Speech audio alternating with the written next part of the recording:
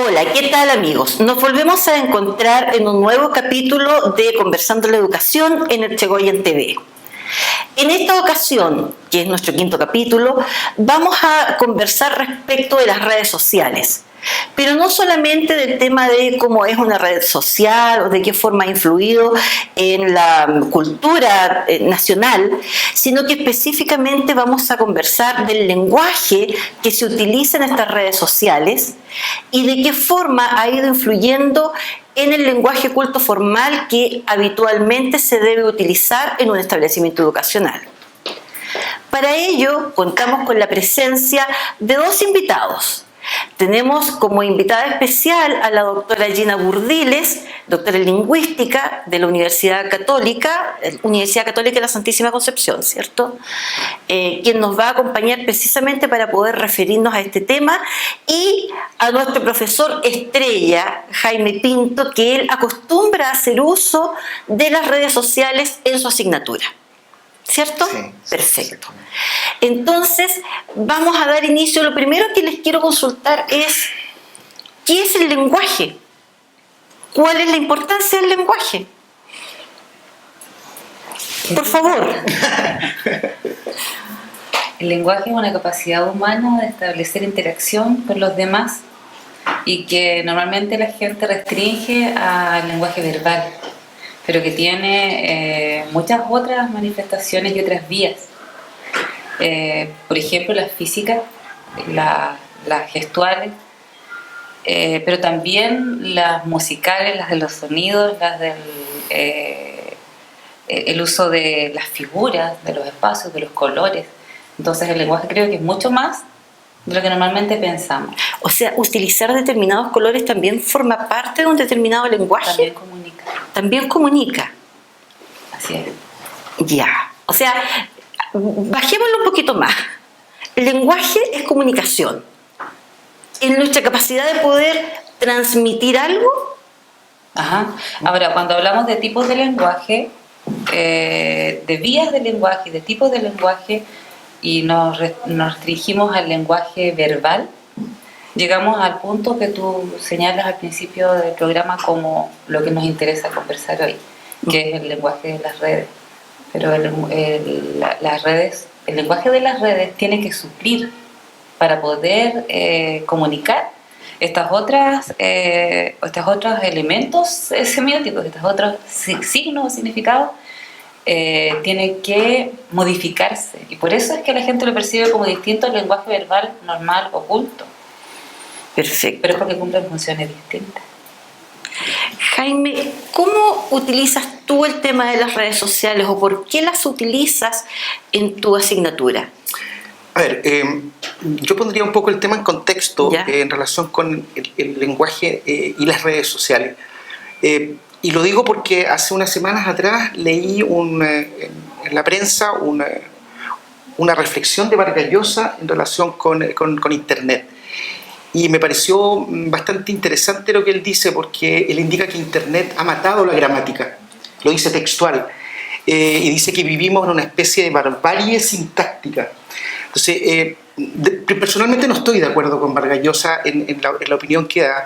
Creo que es demasiado apocalíptica, es demasiado catastrófico el indicar que Internet va a matar la gramática. Por el contrario, yo creo que primero parto de la base que la lengua es algo dinámico, es algo vivo y que evoluciona.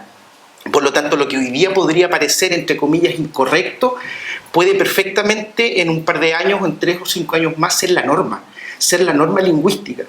En octubre de este año la RAE va a sacar a la luz otra versión del diccionario.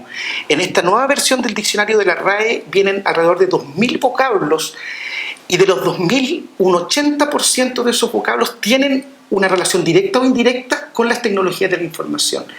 Me refiero a vocablos como, por ejemplo, hacker, hipervínculo, que se suman a otras que ya en la versión de 2012 ya se habían ingresado. Por ejemplo, el concepto de chat, de chatear como verbo, es un concepto que hace 10 años atrás no existía. Así es. ¿Qué me indica eso? Para un poco contextualizar el tema, me indica que hasta la misma RAE, que es el organismo regulador del idioma español, está de alguna manera consciente que las tecnologías de la información y el uso masivo de ciertos conceptos ya son tan masivos que el uso da finalmente la regla, ¿no es cierto?, o la norma. La norma proviene del uso. Del uso, el uso da la norma. Entonces, entre más masivo sea un concepto, como fue hace un tiempo atrás la palabra informática, que no existía, y que gracias al uso de los computadores comenzó a usarse la palabra informática de tal manera que la RAE finalmente dijo, bueno, agreguemos al diccionario. Entonces, lejos de la opinión de Vargas Llosa, yo creo que si ponemos en contexto el tema, la idea es poder unirse de alguna manera a esta nueva era de la información. Siempre conscientes que nuestra misión como profesores de lenguaje, por lo menos hablo de los de enseñanza básica, enseñanza media, enseñanza universitaria, es poder entregarles a los alumnos las habilidades para que los alumnos se transformen finalmente en alumnos competentes lingüísticamente. Es decir, sepan chatear y utilicen el lenguaje del chat, la abreviación, las palabras, los signos, los emoticones y lo que utilizan como lenguaje. Antes ustedes comenzaron hablando un poco de los tipos de lenguaje, pero que cuando el alumno después tenga que disertar dentro de una sala de clase o dar una prueba, utilice el lenguaje con la norma culta formal, un registro culto formal, utilizando las palabras adecuadas y deje de lado lo que utiliza en ambiente o en espacios o contextos más coloquiales. Entonces, eso va a hacer que el alumno finalmente desarrolle las habilidades para poder ser competente en cualquier ámbito. Sí, sobre el rol de la escuela, quisiera, siguiendo la idea que tú señalas, normalmente se dice que las personas tenemos que saber nuestra lengua materna y también saber otra, y mientras más lenguas sepamos, más habilidades vamos a tener y más posibilidades vamos a tener comunicativas. Fíjate que la lengua no es una sola. La lengua presenta muchas variaciones. A estas variaciones se le llama idiolectos y van cambiando dependiendo de la edad que tienes, el estrato social al que perteneces, incluso dentro de las mismas situaciones que uno vive. Y geográficamente también hay manifestaciones diferentes de una misma lengua. Ahora, las diferenciaciones sociales y de situación, que son las diafásicas, hacen que en el fondo una misma lengua, si la miramos de manera metafórica, se convierta en diferentes lenguas. Entonces yo creo que el rol de la escuela es que los estudiantes sean, en ese sentido, bilingües, trilingües, cuatrilingües, es decir, manejen todos los registros posibles para poder, como decías tú, ser competentes comunicativamente. Y eso va, si el espectro lo miramos desde manejar el español más formal que necesitan, porque ese lenguaje es el lenguaje del poder, en primer lugar. Es el lenguaje en el que se dan las comunicaciones internacionales, el español estándar, el lenguaje en que se comunican las políticas, el lenguaje en que se enseñan los elementos económicos, en el que se maneja el poder. Y en el que finalmente los van a medir también estandarizadamente para... Claro, si el tema... La idea hasta llegar, incluso hasta el registro más informal. Es necesario manejar el registro más informal, de lo contrario yo no puedo interactuar con todo el espectro social que tengo a mi alrededor. Exactamente. O sea, a diferencia de aquellos puristas del lenguaje, ¿no es cierto?, y que solamente existe una norma que es la correcta, la indicada y la que debe usarse, y el resto no son válidas, creo que ahí exageramos un poco. Ahora, el tema es el siguiente, y un poco planteando la problemática que se da. Resulta que aquellos niños y jóvenes que nacieron, no sé, desde los años 80, que ahora tienen 30, 35 años o menos, de los 80 en adelante, se han transformado en lo que se les llama actualmente los nativos digitales, es decir, los hablantes nativos digitales, y por lo tanto se da una diferencia entre el nativo digital, que es el que nace cuando ya las plataformas existen, principalmente partiendo por el computador, el celular primero y ahora ya con internet y todo.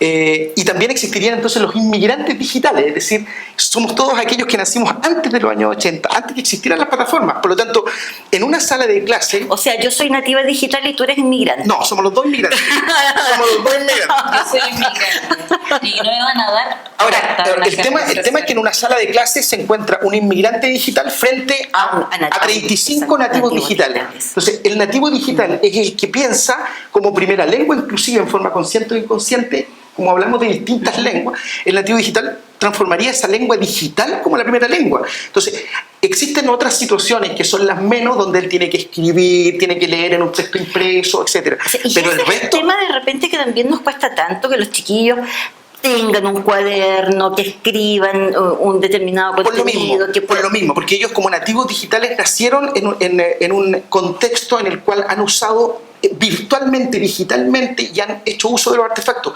La necesidad crea el órgano, dice. Yo me atrevo, en este caso, ellos tienen una manera de usar el lenguaje que se ajusta a las necesidades que han tenido. Exactamente, claro. Entonces, inclusive hay niños que yo creo que en paralelo aprenden a leer y al mismo tiempo aprenden a usar un computador, celular, un computador, una tablet, etc. Entonces, no, porque el celular lo usan antes de aprender a leer. Claro, pero para jugar ya están familiarizados. Entonces, el desafío de alguna manera, que vamos ya como aterrizando el tema, el desafío de alguna manera, el desafío pedagógico que tenemos, es que como inmigrantes digitales nosotros tengamos muy claro cuál es nuestro rol dentro de la sala de clases, cuál es nuestro rol desde la planificación, inclusive desde las políticas de más arriba, estamos hablando ministeriales, desde la formación universitaria de los docentes, la formación pedagógica, tengamos claro que tenemos como inmigrantes digitales venir preparados para poder enfrentarnos a un curso de nativos digitales que van a querer, lógicamente, entrar en el proceso de enseñanza-aprendizaje, pero siempre asociándolo con los instrumentos que actualmente están a la mano. Por lo tanto, el rol de nosotros de alguna manera es utilizar esos instrumentos que tenemos a la mano, redes sociales, plataformas de interacción digital, como un medio, no como un fin, como un medio para poder aportar al aprendizaje de los alumnos. Pero poniendo en evidencia las diferencias entre la norma culta de la lengua y la que no lo es. Porque en el caso de las redes se usan, como te decía yo antes, para poder gritar. Claro, utilizan mayúsculas. Elementos gráficos, claro. ¿Por qué es necesario marcar esta diferencia? De lo contrario, al estar estas lenguas, si lo entendemos así en contacto, ellas se mezclan y los estudiantes, así como alguien habla Spanglish, ellos usan la doble lengua al momento de escribir, claro, contestar pruebas. Yo lo puedo comprobar en las pruebas. En las pruebas hay una serie de abreviaturas que finalmente son abreviaturas que se asocian más al lenguaje del chat que a una norma, digamos, para contestar una prueba. Pero ahí está la corrección, ahí está la pega nuestra, digamos, de poder llamar al alumno y decir, a ver, esto se escribe de esta manera. Y muchos alumnos saben, algunas veces inclusive sin pensarlo, ellos utilizan un lenguaje. Entonces, la idea es que ellos sepan separar las cosas. Y adecuar el registro a la situación. Adecuar el registro, pero ninguna de las dos formas está errada, ni ninguna de las dos formas es más pobre que la otra, porque con las dos se comunican. Inclusive los famosos emoticones o las famosas abreviaturas expresan quizá con un término una emoción tan grande. Mucho más económicos lingüísticamente. Y una economía del lenguaje. Es que de hecho a mí eso me llama mucho la atención, es el tema de que nosotros aprendimos a expresar una emoción a través de muchas palabras, casi tipo poema. O sea, si queríamos expresar una emoción de amor, una emoción de un sentimiento placentero, estamos ya utilizando un lenguaje lírico. Los chicos hoy simplemente ponen unos puntitos y están diciendo que están felices. Y es tremendamente complejo, o sea... Sin embargo, son capaces de valorar esos sentimientos en una letra de canción. Claro. Sin embargo, son capaces, tengo la experiencia de mi hija que tiene 14 años, que le gusta mucho observar la letra de las canciones, incluso las que están en inglés, y para ella tienen sentido y construye, desconstruye las metáforas que hay ahí y todo, aunque ella use emoticones en el... Es clave lo que ha dicho la colega. ¿En qué sentido? En el sentido de, si no generamos el interés, a ver, el alumno que está interesado en un tema lo va a aprender de manera más directa que si no está interesado. Por lo tanto, ¿qué mejor que si yo voy a ver poesía, la poesía la pueda abordar la unidad haciendo uso, por ejemplo, de las tecnologías de la información, pero también asociándola con otros elementos que sí son del interés? Por ejemplo, comenzar leyendo letras de canciones, ¿ya? Y que entiendan que la letra de una canción también es poética, no todas, pero también muchas letras de canciones son poéticas. Por lo tanto, y esa relación en el alumno genera el interés. Al generar, estar establecido el interés en lo que se va a enseñar y aprender por parte del alumno, el resto se da, el resto se fluye. Sin ningún problema. Claro, pero mientras no se suceda eso y hagamos una separación radical entre las dos cosas, no se va a generar, vamos a ir directo al fracaso en el fondo, porque no vamos a instalar en el alumno los aprendizajes que queremos, producto de que no hay interés. Sobre esto de la adecuación al registro, yo quería contar una experiencia personal que tuve en el pasado, cuando es bien pasado, pero como soy inmigrante, que no termino nunca de ingresar porque estoy en pañales en eso, cuando recién comenzó a usarse el chat, con un amigo que vivía en el extranjero, empecé a usar el chat, entonces me hice un chat solo para poder comunicarme con él, Y me acuerdo que nuestras primeras comunicaciones fueron un fracaso de mi parte, porque terminó retándome, porque yo escribía igual como escribía las cartas. Casi le ponía un vocativo, querido Marco. Entonces me decía, por favor, Gina, no puedes escribir frases tan largas, por favor, sintetiza. Y él, como profesor de lengua, empezó a darme las pistas de cómo era que yo tenía que escribir. Para mí fue un aprendizaje, porque aprendí a escribir, pero al mismo tiempo tenía la conciencia de que yo estaba aplicando el conocimiento que yo sabía, que era el lenguaje ideal, a una plataforma y a una vía que no era la adecuada. Ahora, este lenguaje tan sintético, tan económico, lamentablemente nos hemos dado cuenta que no influye en que efectivamente los chicos tengan mayor capacidad de síntesis, sino que es una economía, un ahorro de palabras. ¿Cómo influye el uso habitual del lenguaje de las redes sociales en que la niña o el niño puede en algún momento expresarse en un lenguaje culto a través, no sé, o sea, hacer un ensayo, producir, o sea, ¿cómo se puede ir? Yo te respondería con una pregunta y te diría, hace 20 años atrás, cuando no existía internet, los alumnos escribían más. Sí, escribíamos harto más. ¿Escribían mejor? No lo sé. ¿Leían más o leían mejor? Leíamos más. O sea, hay que tener cuidado con eso porque... Yo leía más porque... Claro, porque... Acuérdate que, o sea, ¿Cómo sabemos cuánto... Yo soy más antigua que ustedes. Pero ¿cómo sabemos cuánto leen los alumnos? Me tocó la época en que no teníamos fotocopiadoras. Por lo tanto, para hacer una tarea de investigación había que ir a la biblioteca y escribir todo la información para después armar el trabajo. Y se escribía más porque los profesores dictaban. Además. Por lo tanto, podía estar 2 horas uno anotando lo que el profesor decía, lo cual no tiene ninguna incidencia en el aprendizaje. Esto no comprobado. Sé si escribíamos mejor. Claro. Leíamos más, pero tampoco te podría decir que leíamos mejor. Claro. Sí, yo creo que el tema de cuánto leen los alumnos actualmente, si las redes afectan, por ejemplo, el tema de la lectura, yo tengo mis dudas, porque yo podría indagar e investigar cuánto es lo que leen los alumnos en las redes sociales, y yo les aseguro que leen mucho. El chat, para poder comunicarse por chat hay que leer las respuestas. Para poder estar en Facebook hay que leer lo que se dice. Es decir, hay un lenguaje visual icónico de imagen muy, muy potente. Estamos de acuerdo que la fotografía, el video, la pantalla en general. Pero por la pantalla se puede leer. El nativo digital no compra el libro, lo busca en PDF en internet, por lo tanto, pero lo lee finalmente. ¿Ya? Ahora, si tiene alguna información, finalmente llega a leerla. Ahora, el tema donde sí hay un desafío es en el tema de la redacción, de la producción de texto, porque ahí, lógicamente, que una mayor cantidad de tiempo relacionado el alumno con un lenguaje abreviado, ¿no es cierto?, sin una mayor redacción, una mayor planificación del texto, lógicamente que después en una sala de clase, en una situación formal, cuesta. Entonces, profe, ¿cómo empiezo? Entonces uno ve al alumno unas veces redactando en el laboratorio de computación con 2 deditos. Ahí como si prácticamente el nativo digital ya dejó de ser nativo digital y no sabe nada.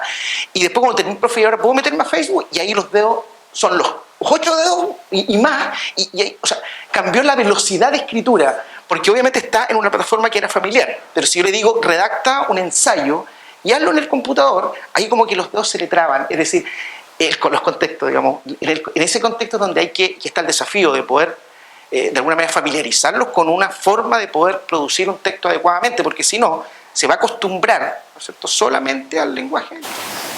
Ahora, ¿cómo nos ha influido precisamente toda esta cosa tan diferente en la ortografía? Yo estaba leyendo recién un artículo de una doctora boliviana en que hizo una investigación respecto del uso ortográfico de las palabras y que finalmente los jóvenes, especialmente entre los 13 y 18 años, tienden hoy a escribir tal cual como se pronuncia, sin distinción de la Q, de la C, de la K, de la J, de la H, de la Y.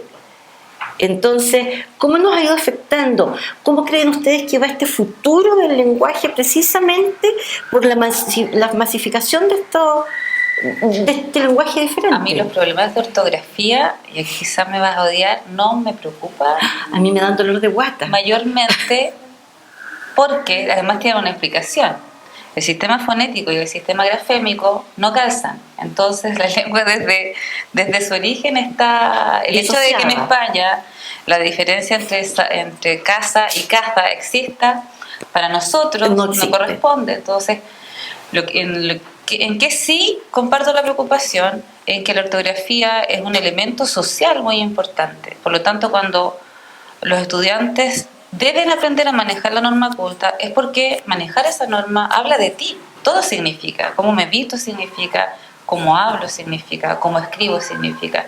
Y si escribo con falta de ortografía, obviamente estoy dando una imagen pésima de mí misma. Yo recuerdo haberle escrito cartas de amor a mi compañera, porque ellas no se atrevían y porque tenían errores ortográficos. Yo era pero, o sea, tú eras una ciudadana yo era de la que se casara. Pero dice un dicho que escribir con errores ortográficos es como hablar con mal aliento, en relación a este rechazo social que puede, que puede tener. Ahora, el tema de esta escritura fonética es parte justamente de esta economía y de esta rapidez que dan las redes sociales. Pero yo insisto, habría que quizás hacer un estudio comparado, cronológicamente, un estudio donde poder establecer cuál era la forma o de qué manera se escribía cuando no existía Internet y de qué forma se escribe actualmente. Porque en estos momentos podemos cerrarnos al hecho de que como está Internet, le estamos echando la culpa a Internet. Y quizás no nos damos cuenta de a lo mejor la forma en que estamos abordando la ortografía la seguimos abordando a lo mejor memorísticamente. Y por costumbre. Y por costumbre, o de una manera punitiva, tanto error ortográfico se bajan unas décimas, finalmente una pesadilla para los chicos, una pesadilla para el profe que tiene que revisar, etc.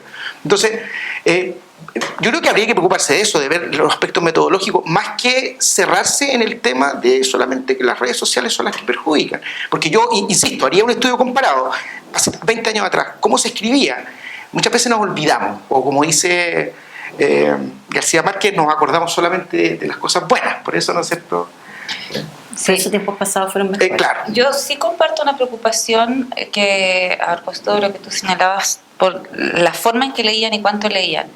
Creo que además esta es una característica de los tiempos tecnológicos que vivimos, y es que todo tiene que ser inmediato, todo tiene que ser muy rápido. Por lo tanto, yo noto que los tiempos de lectura son muy acotados y que nos espera hasta el final de las ideas. Entonces creo que de alguna manera no está probado, y yo creo que por ahí la investigación también debería avanzar, cómo comprende el sujeto, cómo se comprenden los textos ahora cuando no son lineales, cuando no están en el libro, cuando puedes saltar rápidamente de un link a otro, hacer un hipertexto. El hipervínculo. El hipervínculo, claro, ¿cierto? Claro. Entonces, y creo que eso también, y aquí arriesgo equivocarme, pero creo que eso es una limitación para la producción escrita, porque siento que los chicos cuando escriben un poco y creen que ya, está bien. Sí. En las pruebas de desarrollo en el colegio, a los profesores les cuesta mucho que los estudiantes continúen la idea y la desarrollen. Claro, una argumentación y profunda la pueden hacer tal vez en forma oral. Porque todo es segmentado. Porque todo es segmentado. Yo ahí sí comparto esa preocupación. La aparición del hipertexto hace que, lógicamente, el chico en Internet lea un fragmento y después haga clic en un hipervínculo y se vaya ya a otro y arme su propia forma. El tema es que después, tanto a partir de las pruebas, aquí hablamos de la PSU, por ejemplo, que finalmente el alumno llega a dar la PSU y se encuentra con textos donde no hay ningún vínculo, ni hipervínculo, ni nada. No tienen nada digital. Ni tampoco ninguna imagen asociada. En los textos de PSU no vienen con monitos, con imágenes. Excepto los de historia, que las nuevas modelos que han estado saliendo. Claro, el verbal, el lenguaje no, en verbal no vienen con, yo no he visto ningún. Sí, pero PSU no trae dibujo ni monito. Entonces eso hace que, profe, el texto aburrido, profe, este no lo leí porque es un texto latoso. Entonces ahí va el tema, yo creo que va un tema de poder potenciar en los alumnos. Por lo tanto, no hay que hacer un abuso de las redes sociales, yo eso lo tengo claro, digamos. Hay que hacer un uso medido, orientado pedagógicamente y que tenga sentido y que no sea usarlo por usarlo solamente. Volvamos un poco a esta cosa que inicialmente se plantea como una dicotomía entre lenguaje de redes sociales y lenguaje culto, y que finalmente, por lo que les estoy escuchando a ambos, también se puede plantear como una mixtura. ¿Cómo nos ayuda a nosotros el lenguaje que utilizan los chicos en las redes sociales precisamente para poder incorporar un lenguaje culto sin que sea una pesadez para ellos el uso de esta formalidad, que es algo que van a necesitar porque, como perfectamente tú nos decías, y que es algo lógico, es el lenguaje del poder. Pero también es el lenguaje del destino hacia que los estudiantes van. Cuando uno está en el colegio, inicia un proceso de aprendizaje en diferentes áreas, el lenguaje es una de ellas. Uno se pregunta muchas veces, ¿para qué estoy estudiando esto? ¿Para qué estoy estudiando historia? ¿Para qué estoy estudiando matemáticas? ¿Qué voy a hacer con esto? ¿Para qué me va a servir? A la salida de los 12 juegos, ¿no? ¿Qué pasa? Ellos entran a un proceso de profesionalización que parece ser que fuera completamente distinto, y no es así. Es simplemente una continuidad de estos juegos en los cuales ellos se empiezan a preparar para ser profesionales. Y ahí viene el problema para las universidades, que cree que trae preparado, en términos matemáticos, de preparación de los conocimientos básicos, y de lenguaje también, a los estudiantes, y no los tiene. Entonces, cuando entran a la universidad, los estudiantes requieren pasar por programas de reforzamiento, de nivelación.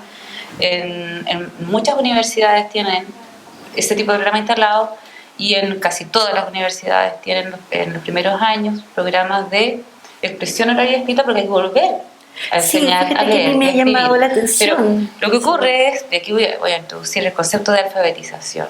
La alfabetización es un proceso continuo e interminable. Entonces, no es rol del profesor de enseñanza media dejar al alumno preparado para. Esto es un proceso continuo en que el sujeto, nosotros mismos estamos constantemente aprendiendo. Yo aprendo a escribir y mejoro mi escritura y soy crítica de ella en el ejercicio. Yo creo que el problema que tienen los jóvenes, que no valoren el lenguaje formal o que se nieguen a incorporarlo, porque no es tampoco un problema general, cuesta con algunos de ellos conseguirlo, es que no ven el sentido, el para qué sirve, el para qué. Todos los jóvenes que están estudiando en este colegio, por ejemplo, están pensando en tener una profesión. Para ejercer su profesión no van a poder usar, no van a poder funcionar en base a los emoticones, de manera exclusiva en base a ese lenguaje, y van a necesitar, sin embargo, conocer muchas variantes. Estoy pensando, por ejemplo, en lo que, disculpen la expresión, pero se habla del lenguaje flight, que es un sociolecto. Sí. Bueno, el lenguaje flight, hay profesiones en las que vas a necesitar usarlo, conocerlo, para poder interactuar. Necesitas conocer todos los lenguajes. Entonces, el lenguaje formal es parte del proceso de profesionalización. Entonces, llegas de alguna manera un poco analfabeto en ese sentido a la universidad, y tienes que volver a alfabetizarte, y no paras de hacerlo, porque hay un momento crítico de la vida de los estudiantes, que es la escritura de la tesis. Sí. Ahí te vuelves a sentir analfabeto, una vez más, cuando tienes que escribir la tesis. Entonces, es un proceso continuo, que consiste en ¿qué? En manejar la lengua para los fines que la necesitas, y el lenguaje formal lo necesitas para poder desempeñarte eficazmente en la vida. Oye, tú acabas de introducir precisamente un concepto que nosotros mal utilizamos. Alfabetización lo tenemos visto generalmente como enseñarle al niño a leer y escribir. Y efectivamente, tal como lo estás diciendo, es un proceso continuo. O sea, no termino de alfabetizarme a lo largo de toda mi vida. No, sabes que hay programas de alfabetización en universidades norteamericanas fundamentalmente, y aquí en Chile van a empezar a instalarse, se llaman centros de escritura en las universidades. ¿Y qué son? Son instancias creadas para ayudar a los estudiantes a escribir científicamente, a escribir sus tesis, a escribir, porque no paras nunca de usar la lengua de una manera formal y aprender. En consecuencia, la alfabetización termina, yo diría, con la vida. Uh-huh. Y se empieza a deteriorar al final de la vida en alguna de sus capacidades. Pero siempre puedes. No paras. No para en octavo, no para en cuarto, no para en la U. Perfecto. Jaime, no, solamente hablar que, hablando del concepto de alfabetización, también actualmente se habla de analfabetos digitales. Es gente que no maneja nada. Estamos hablando de personas, claro, en general, pero también lo más peligroso es cuando son profesores, cuando son personas que están educando en una sala de clase y son analfabetos digitales. ¿Cómo esa persona va a hacer un buen uso? De partida va a, de alguna manera, a darle una carga negativa Yo al creo uso que de ellos. además cuenta tender un puente. Por supuesto. Porque si yo hablo en inglés y mis alumnos hablan en francés, Por supuesto. ¿cómo voy a poder...? Ahora el tema es verdad, hay una brecha enorme. Una brecha enorme. Ahora, el tema es el siguiente. Actualmente no ha cambiado todo el sistema. O sea, en el sentido de que en enseñanza media podemos en un fragmento de la vida del alumno decir ya el uso de las redes sociales, etc. Pero quizá llega a la universidad y en la universidad se puede encontrar con profesores que todavía son de la vieja escuela, que todavía son de la escuela clásica, del dictado, de todo lo impreso y ojalá nada digital, aparte solamente de mandar a lo mejor un trabajo, una consulta por correo.